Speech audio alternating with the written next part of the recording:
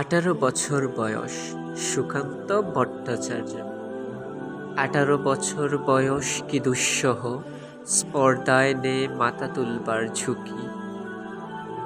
18 বছর বয়সেই অহরহ বিরাট দুঃসাহসেরা দেয় যে উঁকি।